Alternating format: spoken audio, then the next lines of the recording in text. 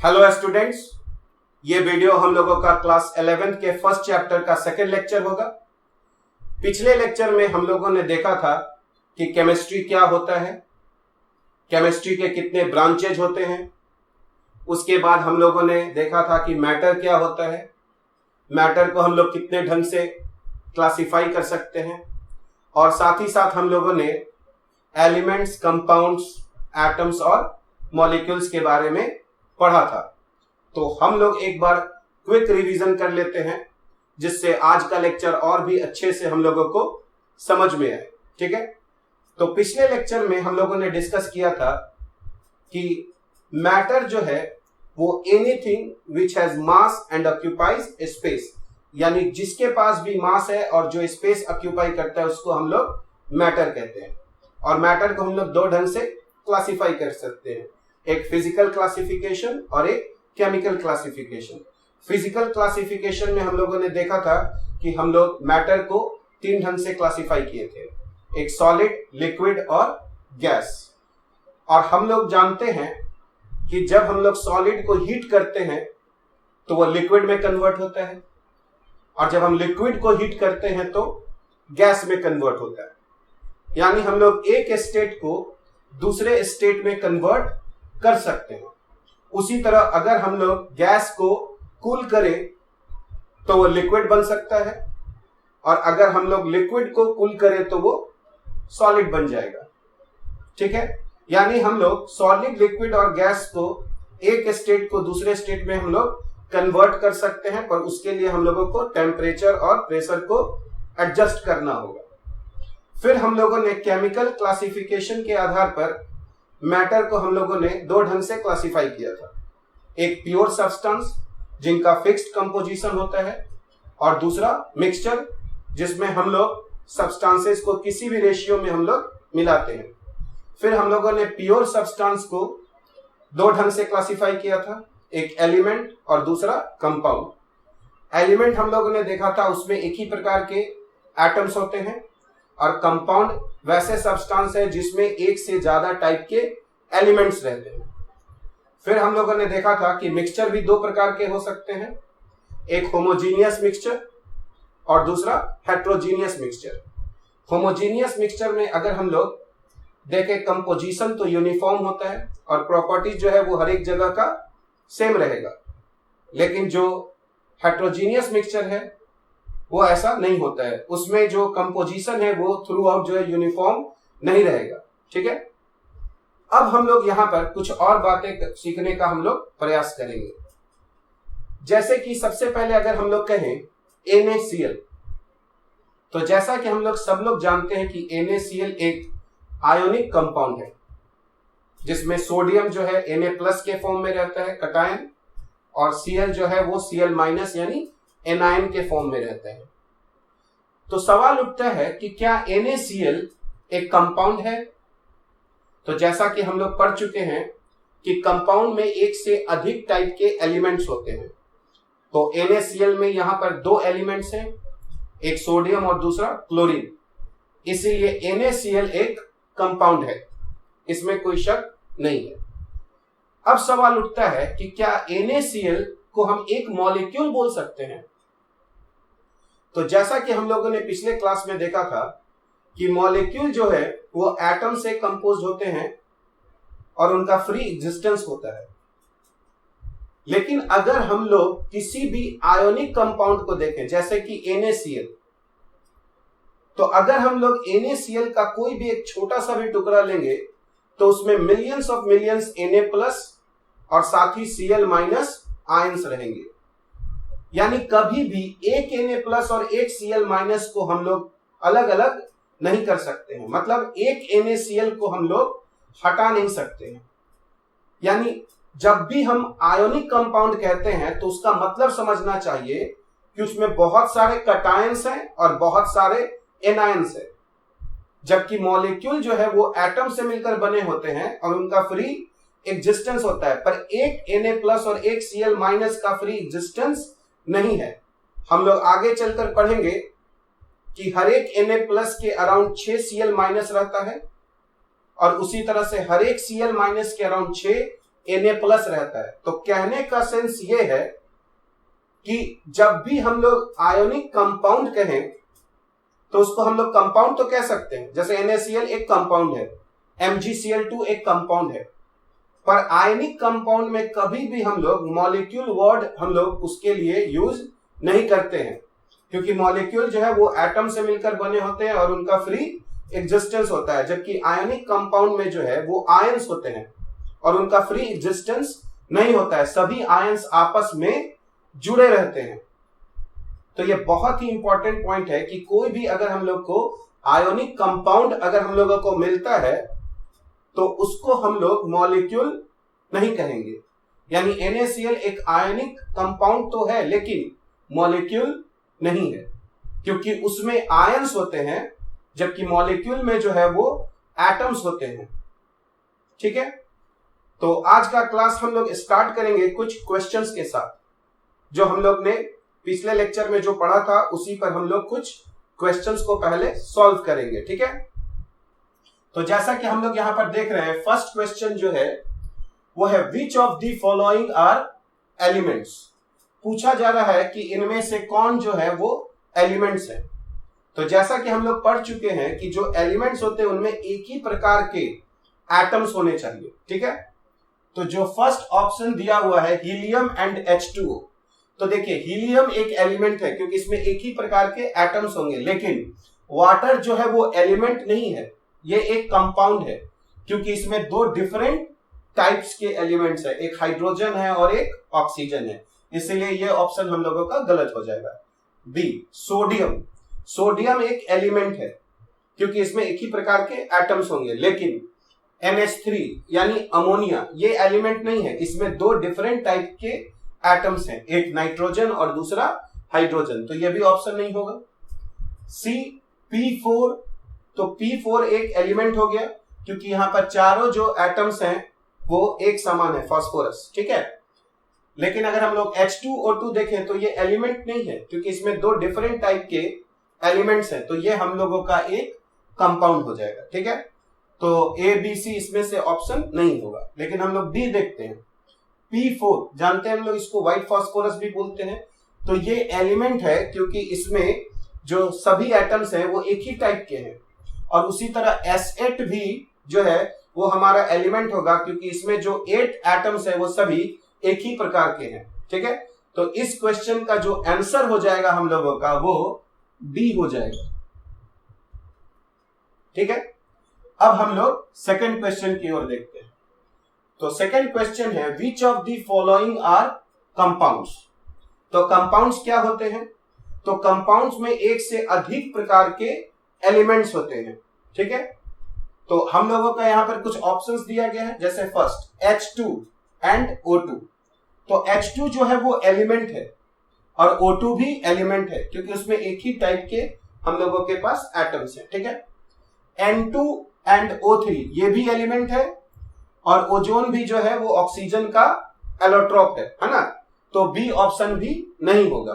ठीक है, सी अगर हम लोग देखें H2O, तो ये कंपाउंड है क्योंकि इसमें दो डिफरेंट टाइप के एलिमेंट्स है, एक हाइड्रोजन और एक ऑक्सीजन। H2O2 ये भी हमारा कंपाउंड है क्योंकि इसमें भी दो डिफरेंट टाइप के एलिमेंट्स हैं, एक हाइड्रोजन है और एक ऑक्सीजन है, तो ये ऑप्शन हम लोगों का करेक्ट हो जाएगा। और अगर हम लोग डी देखें तो Cl2 ये एलिमेंट है और साथ ही साथ हीलियम भी हमारा एलिमेंट हो जाएगा। तो सेकंड जो क्वेश्चन है उसका आंसर हम लोगों का सी हो जाएगा। ठीक है, अब हम लोग थर्ड क्वेश्चन को देखते हैं। तो थर्ड क्वेश्चन जो है which of the following are not molecules. तो हम लोग मॉलिक्यूल्स जो है वो कैसे पहचानते हैं? तो हम लोगों ने पिछले लेक्चर में डिस्कस किया था कि जो मॉलिक्यूल्स होते हैं उनमें एक से ज्यादा एटम्स होना चाहिए। ठीक है, और उनका फ्री एग्जिस्टेंस होना चाहिए, लेकिन कभी कभी एक एटम को भी हम लोग मॉलिक्यूल बोलते हैं। याद कीजिए जब हम लोग हीलियम का बात किए थे तो उनको हम लोग मोनो एटॉमिक मॉलिक्यूल बोलते हैं। तो मॉलिक्यूल कैसे पहचानेंगे? तो जिसमें भी एक से ज्यादा एटम्स रहेगा उसको हम लोग मॉलिक्यूल कह देंगे, है ना, सिवाय कि वो आयोनिक कंपाउंड नहीं होना चाहिए, यानी उसमें कटायन और एनायन नहीं होना चाहिए। ठीक है, और अगर इनर्ट गैस है तो उसको भी हम लोग मॉलिक्यूल कह सकते हैं, मोनो एटॉमिक मॉलिक्यूल। ठीक है, तो अब हम लोग देखते हैं थर्ड क्वेश्चन को। Which of the following are not molecules, कौन मॉलिक्यूल्स नहीं है? ओजोन O3, तो क्या इसमें ज्यादा एटम्स दिख रहा है? तो ओजोन एक मॉलिक्यूल है। H2 भी एक मॉलिक्यूल है। ठीक है, तो ए ऑप्शन नहीं होगा। बी अगर हम लोग देखें, H2 ये भी मॉलिक्यूल है, एक से ज्यादा एटम्स है, और O2 ये भी मॉलिक्यूल है, तो बी ऑप्शन भी नहीं होगा। सी में देखेंगे तो N2 जो है ये हम लोगों का मॉलिक्यूल है, क्योंकि एक से ज्यादा इसमें हम लोगों के एटम्स है। और हीलियम को भी हम लोग मॉलिक्यूल कह सकते हैं। ठीक है, क्योंकि इसका जो एक एटम है वो फ्रीली एग्जिस्ट करता है। ठीक है, लेकिन अगर हम लोग ऑप्शन डी देखें तो सोडियम और पोटेशियम, तो ये जो है हमारा मॉलिक्यूल नहीं है, क्योंकि सोडियम और पोटेशियम जो है वो एलिमेंट है और उनमें एटम्स होते हैं। ठीक है, और वो फ्री हमारे नहीं होते हैं। हम लोगों का वो बी हो जाएगा। ठीक है, अब हम लोग क्वेश्चन नंबर 4 देखते हैं।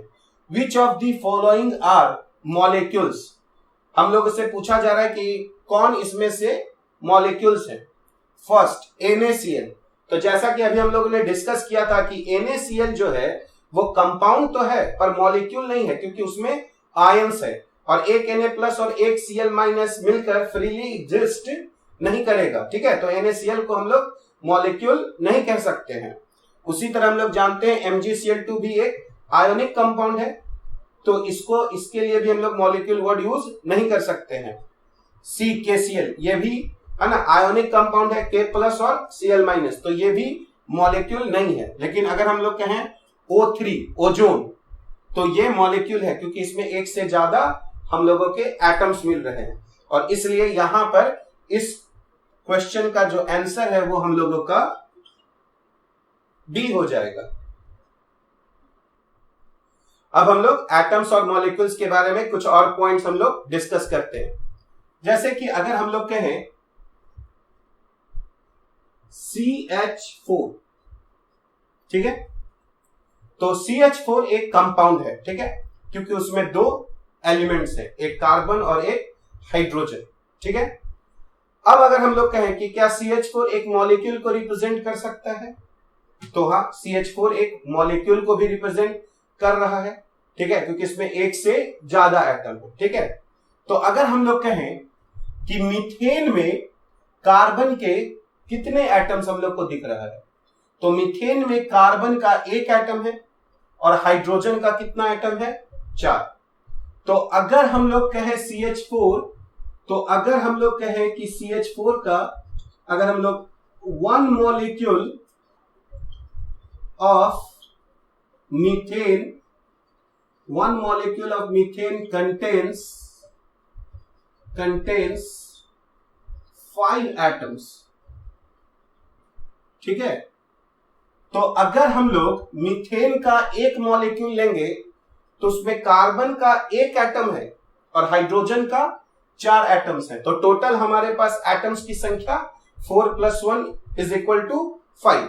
तो मीथेन के एक मॉलिक्यूल में हम लोगों के पास 5 एटम्स है। ठीक है, तो उसी तरह से कोई अगर हमसे पूछेगा कि अगर हम लोग मीथेन का 10 मॉलिक्यूल्स ले लें, तो अगर हम लोग मीथेन का 10 मॉलिक्यूल्स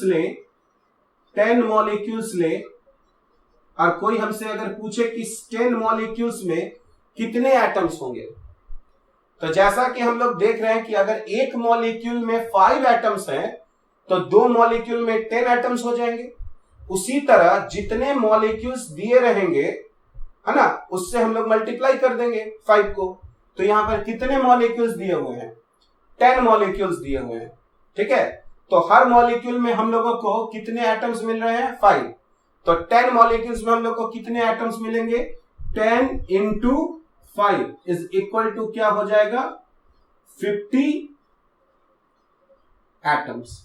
ठीक है, यानी मीथेन के 10 मॉलिक्यूल्स में हम लोगों को 50 एटम्स मिलेंगे। आप इसको ऐसे भी समझ सकते हैं, आप एक मॉलिक्यूल को एक बॉक्स मानिए।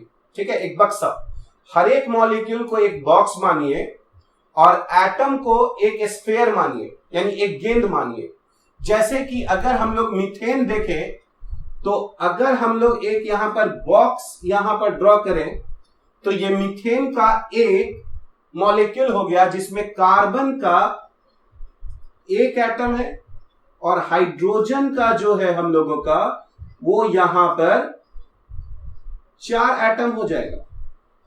यानी अगर हम लोग हर बॉक्स में देखें तो कार्बन का एक एटम है। तो अगर ऐसा अगर हम लोगों के पास 10 बॉक्सेस होगा तो हर बॉक्स में कार्बन का एक एटम है, तो 10 बॉक्स में अगर हम लोग देखें तो कार्बन के 10 एटम्स होंगे और हर एक बॉक्स में हाइड्रोजन का कितना एटम्स है? 4। तो अगर हम लोग 10 बॉक्स अगर लें तो उसमें टोटल हाइड्रोजन के एटम्स हम लोगों को 10 into 4 कितना मिलेगा? 40। यानी अगर हम लोग इस 50 एटम्स में देखें तो इसमें 50 एटम्स में हम लोग कह सकते हैं यहां पर इस 50 एटम्स में 10 एटम्स जो है हमारे 10 एटम्स ऑफ कार्बन के मिलेंगे, क्योंकि हर मॉलिक्यूल में हमारा एक कार्बन का एटम है। तो 10 मॉलिक्यूल्स में हमारे 10 कार्बन के एटम्स हो जाएंगे। और साथ ही साथ अगर हम लोग देखें वहां पर कि हर मॉलिक्यूल में 4 हाइड्रोजन के एटम्स हैं, तो टोटल हाइड्रोजन एटम्स 10 into 4 हम लोगों का 40 एटम्स ऑफ हम लोगों का हाइड्रोजन मिल जाएगा। ठीक है, तो क्या है कि चूंकि फर्स्ट चैप्टर है हम लोगों का some basic concepts of chemistry, और इसमें ही हम लोगों को मोल कॉन्सेप्ट पढ़ना है। तो मोल कॉन्सेप्ट में हम लोगों को एटम्स और मॉलिक्यूल्स की संख्या या फिर उसका मास, इन सब के बारे में हम लोगों को स्टडी करना है। इसीलिए हम लोग सबसे पहले है ना ये डिस्कस कर ले रहे हैं कि अगर मॉलिक्यूल्स अगर हम लोगों को दिया गया रहेगा तो हम लोग एटम्स जो है उसमें कैसे निकाल सकते हैं। ठीक है, तो हर एक मॉलिक्यूल में आप एटम्स का संख्या को काउंट कर लीजिए और जितने मॉलिक्यूल्स होंगे उससे उसको मल्टीप्लाई कर दीजिए, तो हम लोगों को टोटल नंबर ऑफ एटम्स मिल जाएगा। जैसे कि अगर हम लोग कहें कि हम लोगों के पास C6 H12 और O6 है, हम लोग सब लोग जानते हैं कि इसको हम लोग ग्लूकोज कहते हैं। ठीक है, तो क्या ग्लूकोज एक कंपाउंड है? तो हम लोग कहेंगे कि हाँ, ग्लूकोज एक कंपाउंड है, क्योंकि इसमें 3 एलिमेंट्स है, कार्बन, हाइड्रोजन और ऑक्सीजन। साथ ही साथ अगर हम लोग पूछें कि क्या ये एक मॉलिक्यूल को भी रिप्रेजेंट कर रहा है, तो हम लोग कहेंगे कि हाँ, ये एक मॉलिक्यूल को भी रिप्रेजेंट कर रहा है। अब सवाल उठता है कि इसके एक मॉलिक्यूल में कितने एटम्स हैं? तो अगर हम लोग देखें यहां पर, तो कार्बन के एटम्स की संख्या यहां पर 6 है, हाइड्रोजन के एटम्स की संख्या यहां पर 12 है और ऑक्सीजन के एटम्स की संख्या यहां पर 6 है। तो अगर सभी एटम्स को अगर हम लोग ऐड कर दें, 6 + 12 18 हो गया और उसमें हम लोग 6 को ऐड कर देंगे तो 24 हो जाएगा। यानी अगर हम लोग ग्लूकोज का अगर हम लोग एक मॉलिक्यूल अगर हम लोग ग्लूकोज का लेंगे एक मॉलिक्यूल, तो बताइए यहां पर टोटल कितने एटम्स हो जाएंगे? तो एक मॉलिक्यूल में अगर हम लोग एटम्स देखेंगे तो 6 + 12 + 6 = 24 एटम्स। यानी ग्लूकोज के एक मॉलिक्यूल में हमारे पास 24 एटम्स है। यानी अगर हम लोग एक मॉलिक्यूल को इसी तरह से एक बॉक्स से अगर रिप्रेजेंट करें, तो एक बॉक्स में हम लोगों का कार्बन का 6 हम लोग के पास एटम्स हो जाएगा, यानी 6 स्फीयर्स। हाइड्रोजन के हमारे पास 12 स्फीयर्स हो जाएंगे, हर स्फीयर जो है वो एक एटम को रिप्रेजेंट करेगा। और उसी तरह ऑक्सीजन के हमारे पास 6 स्फीयर्स हो जाएंगे। तो टोटल हम लोगों के पास 24 एटम्स हैं। और इन 24 एटम्स में अगर हम लोग देखें तो हम लोगों के पास जो 6 एटम्स है वो कार्बन के हैं, +12 एटम्स हाइड्रोजन के हैं और +6 एटम्स हमारे ऑक्सीजन के। ठीक है, तो अगर एक मॉलिक्यूल में हमारा 24 एटम्स है तो 2 मॉलिक्यूल, यानी अगर 2 बॉक्स ले लेंगे तो क्या हो जाएगा? तो हर बॉक्स में 24 स्फीयर्स मिलेगा, तो 2 बॉक्स में ले लेंगे तो 48 स्फीयर्स मिलेगा। उसी तरह अगर कोई कहेगा कि हमारे पास अगर ग्लूकोज का अगर हम लोग यहां पर कहें कि अगर ग्लूकोज का हमारे पास 10 मॉलिक्यूल्स है, ठीक है, अगर ग्लूकोज का हमारे पास 10 मॉलिक्यूल्स है तो हमारे पास टोटल कितने एटम्स हो गए? तो अगर 10 मॉलिक्यूल्स हम लोग ले लेंगे तो टोटल एटम्स की संख्या, एक मॉलिक्यूल में 24 एटम्स है, तो 10 मॉलिक्यूल्स में हमारे पास एटम की संख्या 10 इंटू 24 कितना हो जाएगा हम लोगों के पास? 240 एटम्स हो जाएंगे। ठीक है, और इस 240 एटम्स में चूंकि हर एक मॉलिक्यूल में कार्बन के 6 एटम्स हैं, तो अगर हम लोग 10 मॉलिक्यूल्स लेंगे तो कार्बन के यहां पर टोटल कितने एटम्स मिलेंगे? 6 इंटू 10 60 एटम्स मिलेंगे। यानी इस 240 एटम्स में से अगर हम लोग देखें तो 60 एटम्स कार्बन के मिलेंगे। हर मॉलिक्यूल में 12 एटम्स हाइड्रोजन के हैं, तो 10 मॉलिक्यूल्स में यहां पर 10 से मल्टीप्लाई करेंगे तो 120 एटम्स किसके मिलेंगे? हाइड्रोजन के मिलेंगे। और उसी तरह अगर हम लोग ऑक्सीजन को देखेंगे तो ऑक्सीजन के हमारे पास 60 जो है वो एटम्स मिलेंगे, किसके? ऑक्सीजन के। यानी कि हम लोग किसी मॉलिक्यूल में एटम्स को अगर हम लोग निकाल लेंगे तो जितने टोटल मॉलिक्यूल्स दिए रहेंगे उसको अगर हम मल्टीप्लाई कर दें तो हमें टोटल नंबर ऑफ एटम्स जो है वो पता चल जाएगा। अब हम लोग एटम्स और मॉलिक्यूल्स के संख्या के बारे में थोड़ा हम लोग बात करते हैं। तो जैसा कि हम लोग देख सकते हैं कि यहां पर एक डॉट दिया गया है। तो अगर हमसे पूछा जाए कि इस डॉट में करीब करीब कितने एटम्स होंगे, तो अगर हम लोग इस डॉट में देखें तो एटम्स की संख्या करीब 1 करोड़ होगा। मतलब एक छोटे से डॉट में भी एटम्स की संख्या जो है वो बहुत ही ज्यादा होता है। तो अगर हम लोग किसी भी सब्सटेंस का 1 अगर मिलीग्राम भी लेंगे तो उसमें एटम्स या फिर मॉलिक्यूल्स की जो संख्या होगी वो मिलियंस ऑफ मिलियंस होगी। यानी जब भी हम लोग केमिस्ट्री पढ़ेंगे तो उसमें हम लोग देखेंगे कि एटम्स और मॉलिक्यूल्स की संख्या जो है वो बहुत ही ज्यादा है। तो हम लोग जानते हैं कि जब साइंस में न्यूमेरिकल वैल्यू, अगर किसी फिजिकल क्वांटिटी का न्यूमेरिकल वैल्यू अगर ज्यादा या कम होता है तो उसके लिए हम लोग एक यूनिट जो है वो हम लोग डिफाइन करते हैं। जैसे कि आप देखेंगे कि जब हम लोग डिस्टेंस को मेजर करना होता है तो अगर एक बहुत छोटा डिस्टेंस है, जैसे अगर इस पेन का डिस्टेंस है तो हम लोग सेंटीमीटर में मेजर करते हैं। अगर इससे थोड़ा बड़ा डिस्टेंस होगा तो हम लोग मीटर को लेकर आते हैं, और अगर हम लोग उससे भी बड़ा अगर डिस्टेंस देखेंगे तो हम लोग किलोमीटर में हम लोग उसको मेजर करते हैं। और अगर आप जानते हैं तो एक डिस्टेंस का जो एक यूनिट जो है वो हम लोगों का लाइट ईयर भी होता है, जो आप लोगों ने पढ़ा होगा कि है ना, 1 ईयर में लाइट जितना डिस्टेंस ट्रेवल करता है उसको हम लोग 1 लाइट ईयर कहते हैं। तो अगर स्पेस में हम लोगों को 2 स्टार के बीच में अगर डिस्टेंस मेजर करना होगा तो वहां चूंकि डिस्टेंस बहुत ज्यादा है तो हम लोग वहां पर मीटर या किलोमीटर नहीं यूज करेंगे, वहां पर हम लोग लाइट ईयर यूज करते हैं, क्योंकि वो डिस्टेंस का एक बहुत बड़ा यूनिट है। जबकि अगर इस पेन का अगर हमको लेंथ मेजर करना होगा तो हम लोग एक छोटा यूनिट लेंगे, जैसे कि हम लोग अभी यहां पर कह सकते हैं सेंटीमीटर। यानी कि जितना अमाउंट होता है, जैसा अमाउंट होता है उस ढंग से हम लोग एक यूनिट डिफाइन करते हैं।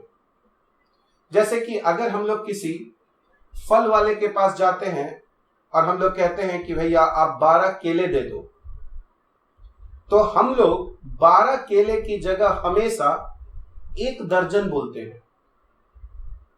हालांकि हम वहां पर 12 केला भी बोल सकते हैं, लेकिन हम लोग वहां पर 1 दर्जन या फिर 1 डजन बोलते हैं, क्योंकि हम लोग नंबर को सिंपल रखना चाहते हैं। जैसे अगर हम लोग को 24 अगर बनानास चाहिए तो हम लोग 24 बनानास नहीं बोलेंगे, 24 केला नहीं बोलेंगे, हम लोग कहते हैं आप हमें 2 दर्जन केले दे दीजिए। तो 24 को हम लोग 2 दर्जन कह रहे हैं, तो 24 एक बड़ा नंबर हुआ, उसको छोटा करके हम लोग 2 दर्जन कह रहे हैं। जैसे आप देखेंगे कि जब क्रिकेट में कोई 100 स्कोर करता है तो हम लोग उसको बोलते हैं कि वो 100 रन स्कोर किया, या फिर उसी के जगह हम लोग कहते हैं कि वो 1 सेंचुरी जो है वो मारा। अगर 200 रन स्कोर किया तो हम लोग कहते हैं कि 2 सेंचुरी या फिर डबल सेंचुरी उसने मारा।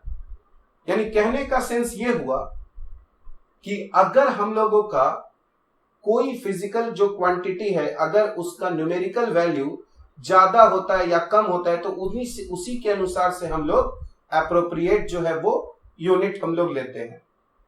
तो जैसा कि हम लोग जान रहे हैं कि जो केमिस्ट्री में एटम्स और मॉलिक्यूल्स की जो संख्या है वो बहुत ही ज्यादा है, तो उसके लिए भी हम लोगों को एक यूनिट लेना पड़ेगा, क्योंकि 1 डजन या 1 सेंचुरी से हम लोगों का काम नहीं चलेगा। तो वहीं पर हम लोगों का एक वर्ड आता है जिसको हम लोग मोल कहते हैं। पर उस तक पहुंचने से पहले हम लोग थोड़ा कंफर्टेबल हो जाए डजन और सेंचुरी में, तब हम लोग मोल के बारे में बात करेंगे। जैसे कि अगर कोई हमसे पूछता है कि 1 डजन यानी 1 दर्जन बराबर क्या होता है, तो हम लोग कहते हैं कि 1 डजन इज इक्वल टू 12। तो ये 12 कुछ भी हो सकता है। अगर हम लोग 1 डजन पेन कहें तो ये 12 पेन्स के बराबर होगा। अगर हम लोग 1 डजन बुक कहें तो ये 12 बुक्स के बराबर होगा। यानी ये सिर्फ एक है ना संख्या के लिए एक यूनिट है, ये कुछ भी हो सकता है। यानी डजन हम लोग एग में भी लगा सकते हैं, बनाना में भी लगा सकते हैं, बुक में भी लगा सकते हैं, पेन में भी लगा सकते हैं, इलेक्ट्रॉन में भी लगा सकते हैं, प्रोटॉन में भी लगा सकते हैं। तो उसी तरह अगर हम लोग यहां पर कहें कि अगर हम लोग 1 सेंचुरी अगर हम लोग बोलते हैं तो इसका मतलब 100 होता है, ठीक है। तो फिर इसको भी हम लोग किसी के साथ जो है वो हम लोग ऐड कर सकते हैं। जैसे कि अगर हम लोग यहां पर एक एग्जांपल लें कि अगर हमारे पास 1 डजन अगर मॉलिक्यूल्स है, 1 डजन मॉलिक्यूल्स ऑफ CH4, ठीक है। तो बताइए हमारे पास कितने मॉलिक्यूल्स होंगे। तो हम लोग जानते हैं 1 डजन का मतलब 12 होता है। तो इसका मतलब है कि हमारे पास 12 मॉलिक्यूल्स हो गए। किसके 12 मॉलिक्यूल्स हो गए? मीथेन के, ठीक है। और हम जानते हैं कि मीथेन के एक मॉलिक्यूल में कितने एटम्स होते हैं। तो अभी हम लोगों ने डिस्कस किया था मीथेन के एक मॉलिक्यूल में 5 एटम्स होते हैं। तो अगर एक मॉलिक्यूल में 5, तो 12 मॉलिक्यूल्स में कितने एटम्स हो जाएंगे? तो 12 मॉलिक्यूल्स में हम लोगों को 12 इंटू 5 यानी कि 60 एटम्स हो जाएंगे। तो यहां पर अगर हम लोग 12 मॉलिक्यूल कहें तो 12 इंटू 5 कितने एटम्स हो जाएंगे? यहां पर हम लोगों को 60 है ना एटम्स हो जाएंगे, ठीक है। यहां पर हम लोग क्या लिखेंगे? 60 एटम्स हो जाएंगे, ठीक है। इसका मतलब है कि अगर हम लोग 1 डजन मॉलिक्यूल्स ले मीथेन का तो 12 मॉलिक्यूल्स होगा और हर मॉलिक्यूल में हमारे पास 5 एटम्स हैं, इसलिए टोटल हमारे पास कितने एटम्स हो जाएंगे? 60 एटम्स। अगर फिर इस 60 एटम्स को अगर हम लोग डजन में कन्वर्ट करें तो इसको हम लोग 12 से डिवाइड करना पड़ेगा, क्योंकि 1 डजन का मतलब 12 आइटम्स होता है। तो अगर हम लोग इसको फिर से डजन में कन्वर्ट करें तो 12 से जब डिवाइड करेंगे तो इसका मतलब हो जाएगा हम लोगों के पास 5 डजन एटम्स, ठीक है। तो अगर एक मॉलिक्यूल में 5 एटम है, एक मॉलिक्यूल में अगर 5 एटम है तो 1 दर्जन मॉलिक्यूल में हम लोगों का 5 दर्जन एटम होगा, ठीक है।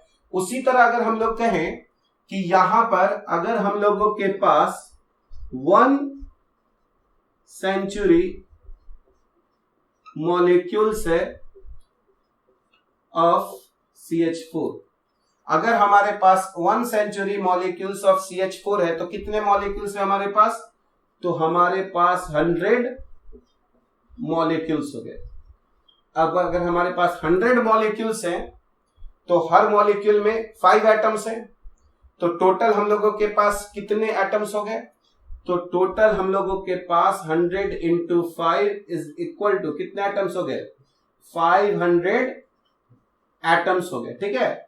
और अब अगर इसको हम लोग फिर से सेंचुरी में अगर हम लोग कन्वर्ट करें तो क्या करना पड़ेगा? 100 से डिवाइड करना पड़ेगा, यानी ये हम लोगों का हो जाएगा 5 सेंचुरी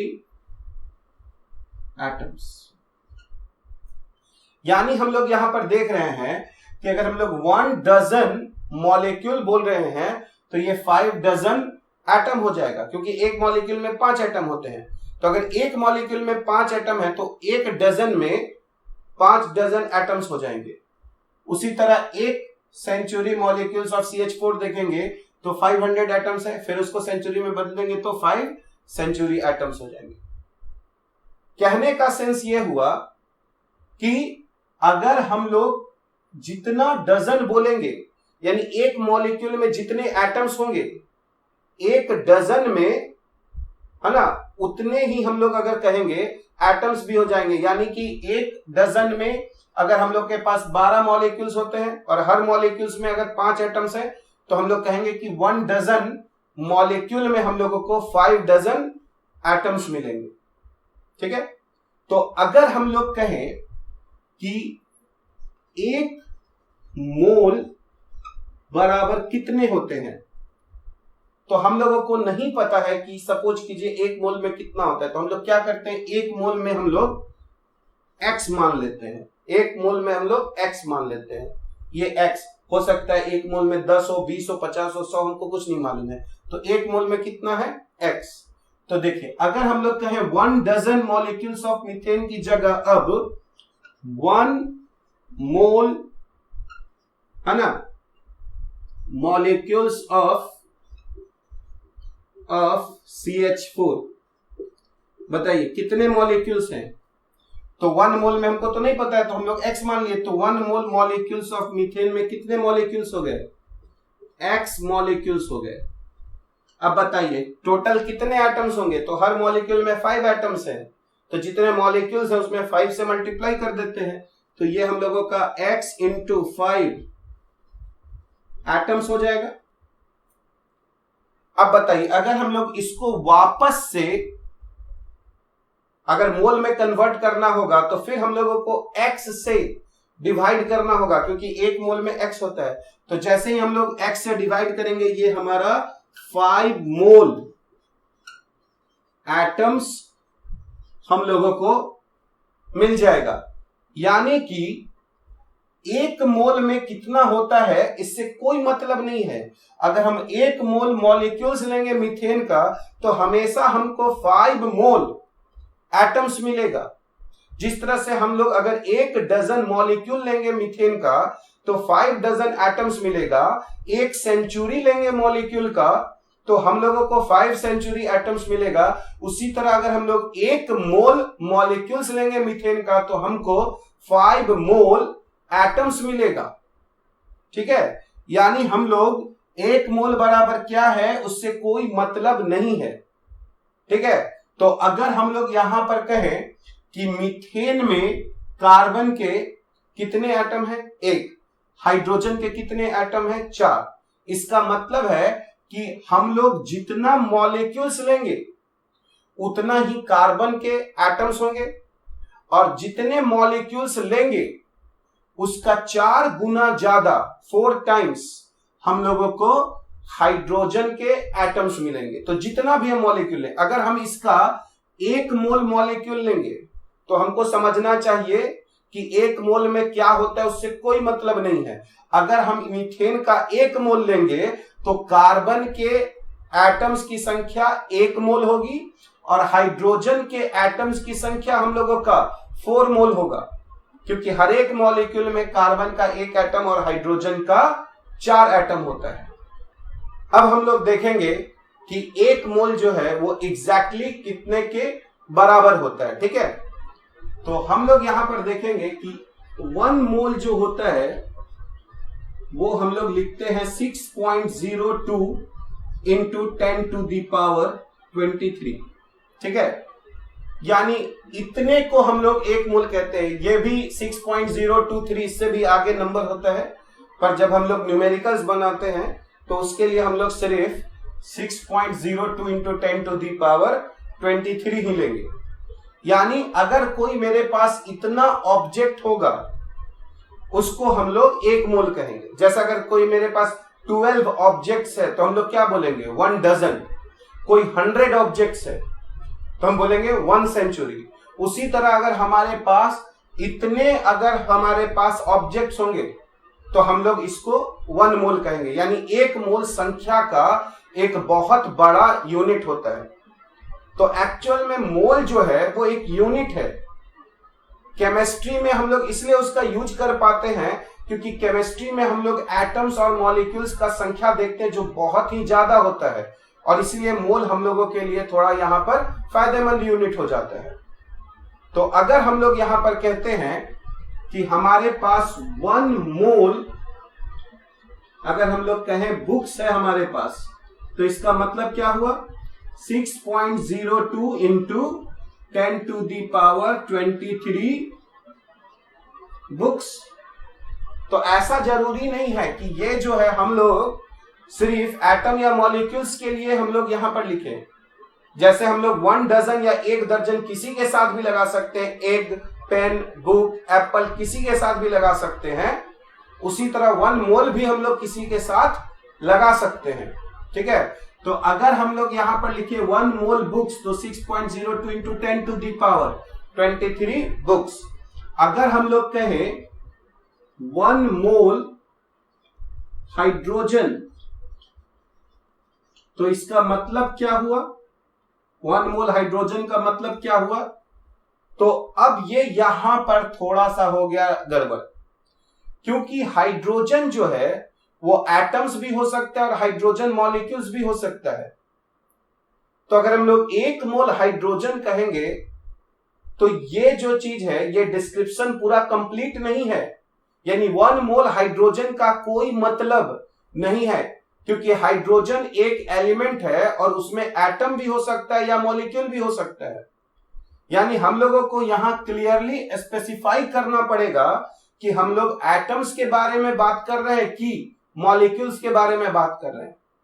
इसीलिए अगर हम यहां लिख रहे हैं 1 मोल हाइड्रोजन मॉलिक्यूल्स, तब हम लोग कहेंगे कि 6.02 into 10 to the power 23 molecules.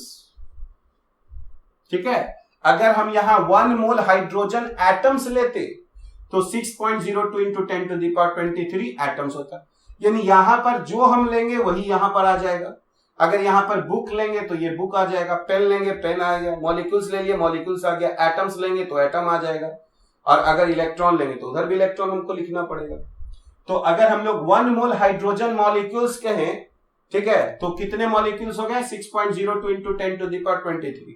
और हम लोग जानते हैं कि हाइड्रोजन जो है वो हम लोग मॉलिक्यूल के फॉर्म में H2 होता है ना, जिसमें हर मॉलिक्यूल में हाइड्रोजन के 2 एटम्स होते हैं। तो अगर हमको ये पता है कि हाइड्रोजन के एक मॉलिक्यूल में 2 एटम है, तो मेरे पास जितने मॉलिक्यूल्स होंगे उसको अगर हम लोग 2 से मल्टीप्लाई कर दें तो हम लोगों को total number of hydrogen atoms निकल जाएगा। तो हमारे पास इतने मॉलिक्यूल्स है हाइड्रोजन के।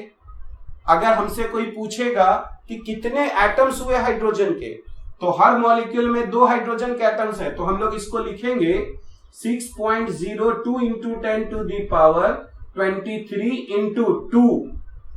क्या हो गया यहां पर? एटम्स। ठीक है, और अगर हम लोग इसको वापस से अगर मोल में कन्वर्ट करना चाहें तो हम लोगों को 6.02 इंटू 10 to the power 23 से डिवाइड करना होगा। तो जब इसको डिवाइड करेंगे तो ये कैंसिल हो जाएगा, तो यानी हमारे पास बचेगा, है ना, 2 मोल हाइड्रोजन एटम्स। यानी अगर हम लोग H2 का 1 मोल लेंगे मॉलिक्यूल, 1 मोल मॉलिक्यूल्स, तो H2 का अगर हम लोग 1 मोल मॉलिक्यूल्स लिए तो हमको 2 मोल क्या मिलेगा? Hydrogen atoms. ठीक है, अगर उसी तरह अगर हम लोग यहां पर कहें कि अगर हम लोगों को 1 मोल, अगर हम लोगों को अमोनिया अगर हम लोगों के पास है, तो बताइए ये अमोनिया क्या है? एलिमेंट है कि कंपाउंड है? तो अमोनिया कंपाउंड है, और कंपाउंड का जो स्मॉलेस्ट यूनिट है वो तो मॉलिक्यूल्स है। तो जब भी हम यहां कंपाउंड लिखेंगे तब कंफ्यूजन नहीं है, क्योंकि 1 मोल अमोनिया का मतलब हो गया 6.02 into 10 to the power 23 molecules of ammonia. ठीक है, तो जब भी हम लोग 1 मोल कंपाउंड कहेंगे तो 6.02 into 10 to the power 23 molecules हो जाएगा।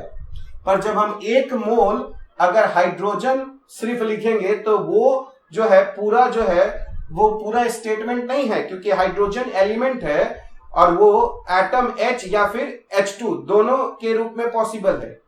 ठीक है, तो जब हम लोग एलिमेंट लिखेंगे तो लिखना पड़ेगा, जैसे अगर हम कहें 1 मोल ऑक्सीजन तो दिक्कत है, क्योंकि ऑक्सीजन एटम्स भी हो सकता है और ऑक्सीजन O2 भी हो सकता है, मॉलिक्यूल भी हो सकता है।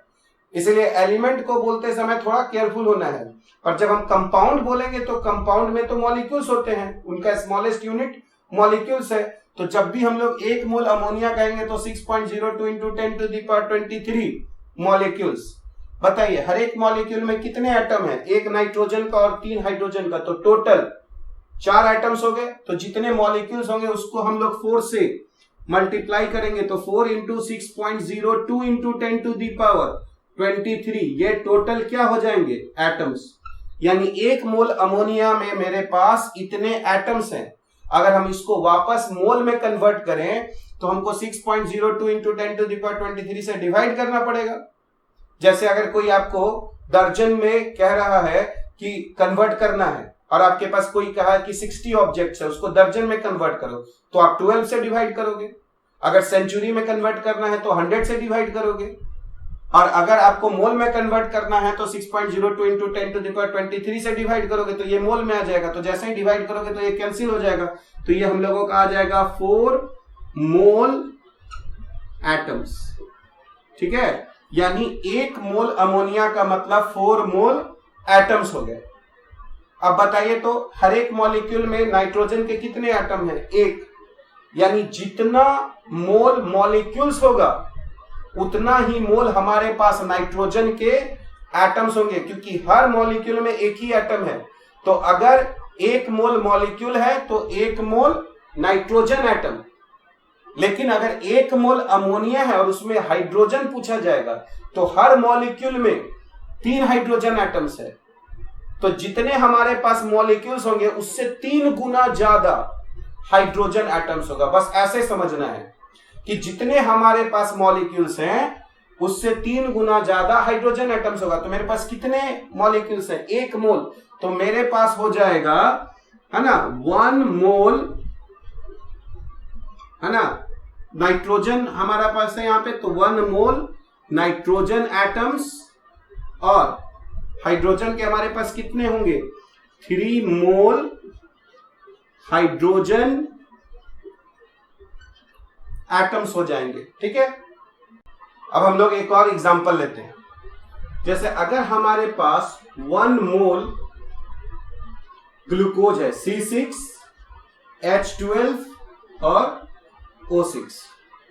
तो जैसा कि हम लोग जानते हैं ग्लूकोज जो है वो कंपाउंड है, तो उसका जो स्मॉलेस्ट पार्टिकल होगा वो हमारा मॉलिक्यूल होगा। तो इसीलिए 1 मोल ग्लूकोज का मतलब 6.02 इंटू 10 टू दी पावर क्या होगा? 23 मॉलिक्यूल्स। कितने मॉलिक्यूल्स हो गए ना? अब देखिए हर एक मॉलिक्यूल में कितने कार्बन एटम्स हैं? 6। तो जितने भी मॉलिक्यूल्स होंगे, है ना, उसमें हमको 6 से मल्टीप्लाई करना पड़ेगा, तब हम लोगों को कार्बन एटम्स की संख्या मिल जाएगी। 12 से मल्टीप्लाई करेंगे तो हाइड्रोजन एटम्स का संख्या मिल जाएगा, और अगर 6 से मल्टीप्लाई करेंगे तो ऑक्सीजन एटम्स का संख्या मिल जाएगा। यानी हमारे पास जितना मोल ग्लूकोज होगा उसका 6 टाइम्स ज्यादा कार्बन का एटम्स होगा, उससे 12 टाइम्स ज्यादा हाइड्रोजन का एटम्स होगा, और उससे 6 टाइम्स ज्यादा ऑक्सीजन का एटम्स होगा। तो अगर हमारे पास इतने मॉलिक्यूल्स हैं तो हम लोग कह सकते हैं, अगर कार्बन एटम्स देखेंगे तो 6 into 6.02 into 10 to the power 23 atoms of carbon हो जाएंगे। और वापस से अगर हम इसको मोल में कन्वर्ट करेंगे तो 6.02 इंटू 10 टू दी पावर 23 से इसको डिवाइड करेंगे तो हम लोगों को मिल जाएगा 6 मोल एटम्स ऑफ कार्बन। यानी अगर हम लोग 1 मोल ग्लूकोज लेंगे तो कार्बन का हमको कितना मोल मिलेगा? 6 मोल। उसी तरह हम लोग बता सकते हैं हाइड्रोजन का हमारे पास कितने मोल एटम्स होंगे? 12। यानी हम लोग कहेंगे कि 1 मोल है ना ग्लूकोज में ऐसे हो गए, और इसको हम लोग लिख सकते हैं 12 मोल एटम्स ऑफ, है ना, हाइड्रोजन। ठीक है, इसको हम लोग ऐसे करते हैं, इक्वलिटी साइन से कंफ्यूजन हो सकता है तो। और उसी तरह अगर हम लोग 1 मोल में अगर कहें कितने मोल एटम्स ऑक्सीजन के होंगे, तो हमारे पास 6 मोल एटम्स ऑफ क्या हो जाएगा हम लोगों का? ऑक्सीजन। यानी जितना मोल ग्लूकोज का होगा उसमें 6 से गुना कर देंगे तो कार्बन के मोल्स मिल जाएंगे, है ना, एटम्स में। और फिर हाइड्रोजन का अगर एटम्स निकालना होगा मोल में तो 12 से मल्टीप्लाई करेंगे। ऑक्सीजन का अगर एटम्स निकालना होगा मोल में तो हम लोग 6 से मल्टीप्लाई करेंगे। तो अब हम लोग लिख सकते हैं कि अगर कोई हमसे पूछता है कि नंबर ऑफ मोल्स जो है ना, वो हम लोग कैसे निकाल सकते हैं? तो जो हम लोगों का नंबर ऑफ पार्टिकल्स, जितना नंबर ऑफ पार्टिकल्स दिया हुआ रहेगा उसको हम लोग डिवाइड कर देंगे 6.02 इंटू 10 टू दी पावर 23। इसी नंबर को हम लोग एवोगाड्रो नंबर भी बोलते हैं। ठीक है, तो जैसे कि अगर कोई हमसे पूछता है कि हमारे पास 48 ऑब्जेक्ट्स है, 48, तो उसको हम लोग दर्जन में कन्वर्ट करना है। तो अगर संख्या दिया रहता है तो हम लोग दर्जन में कैसे कन्वर्ट करते हैं? 12 से डिवाइड कर देते हैं। अगर कोई कहता है कि किसी के पास 500 रन्स हैं, उसको सेंचुरी में बदलना है, तो क्या करेंगे हम लोग? 100 से डिवाइड कर देंगे। उसी तरह अगर हम लोगों के पास कोई पार्टिकल्स का संख्या दिया हुआ है और हम लोगों को कहेगा कि बताइए उसका कितना मोल है, तो हम लोग क्या करेंगे? तो जो संख्या दिया रहेगा उसको हम लोग एवोगाड्रोस नंबर यानी 6.02 इंटू 10 टू दी पावर 23 से हम लोग डिवाइड कर देंगे। तो अब अगर ये पार्टिकल्स हमारा मॉलिक्यूल्स होगा तो हमको number of moles of molecules मिलेगा। अगर ये पार्टिकल्स हम लोगों का इलेक्ट्रॉन्स हुआ तो हम लोगों को यहाँ number of moles of electrons मिलेगा। अगर ये पार्टिकल्स एटम्स हुआ तो हम लोगों को number of moles of atoms मिलेगा।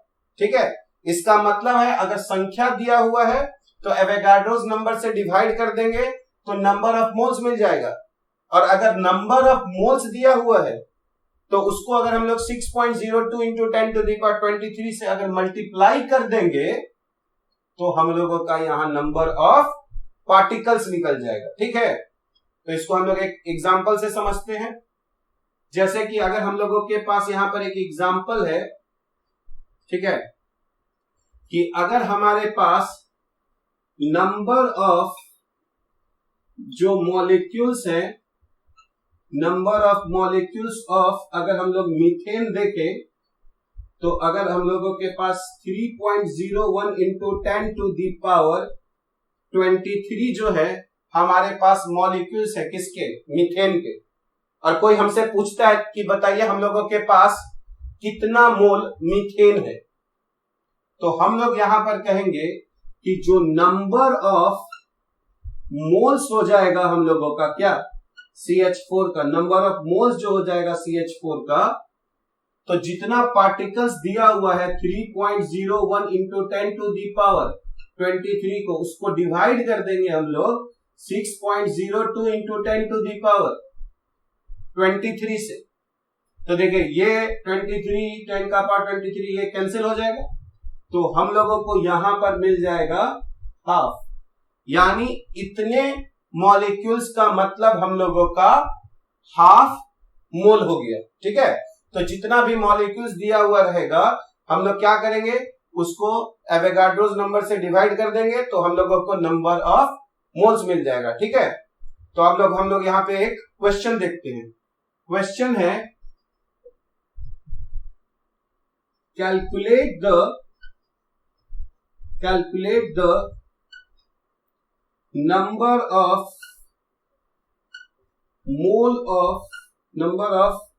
moles of hydrogen atoms in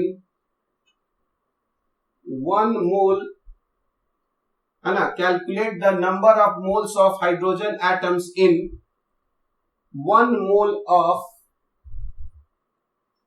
acetic acid CH3COOH मान लिया जाए। तो हम लोगों को यहां पर क्या दिया गया है, हम लोगों को 1 मोल दिया गया है एसिटिक एसिड का, और हम लोगों को number of moles of hydrogen atoms पूछा जा रहा है। तो हम लोग क्या करेंगे, तो हम लोग यहां पर देखेंगे कि एक मॉलिक्यूल में हाइड्रोजन एटम्स की संख्या कितनी है। तो 3 यहां पर है और 1 यहां पर है। तो एक मॉलिक्यूल में हम लोगों का 4 हाइड्रोजन एटम्स है। तो जितना हमारे पास यहां मोल होगा उससे 4 टाइम्स ज्यादा हम लोगों को यहां पर हाइड्रोजन के एटम्स होंगे। तो चूंकि यहां पर 1 मोल दिया गया है तो इसीलिए हम लोग यहां पर कहेंगे नंबर ऑफ, ठीक है, मोल्स ऑफ हाइड्रोजन एटम्स। तो एक मॉलिक्यूल में कितने हाइड्रोजन एटम्स हैं, 4, और हमारे पास कितने मोल है मॉलिक्यूल्स की, 1। तो हम लोगों के पास टोटल जो है number of moles of hydrogen atoms कितने आ गए, 4। अगर कोई हमसे पूछेगा नहीं आप हाइड्रोजन एटम्स की संख्या बताइए, तब हम लोग कहेंगे कि नंबर ऑफ हाइड्रोजन एटम्स। तो अभी हम लोगों ने क्या देखा कि अगर हमको मोल्स पता है तो 6.02 इंटू 10⁻23 से मल्टीप्लाई करेंगे तो नंबर ऑफ पार्टिकल्स मिलेगा। इसीलिए हम लोग नंबर ऑफ हाइड्रोजन एटम्स यहां पर 4 इंटू 6.02 इंटू 10⁻23 करें तो ये हमारा आ जाएगा 24.08 इंटू 10⁻23। इतने एटम्स हमको मिलेंगे किसके, हाइड्रोजन के।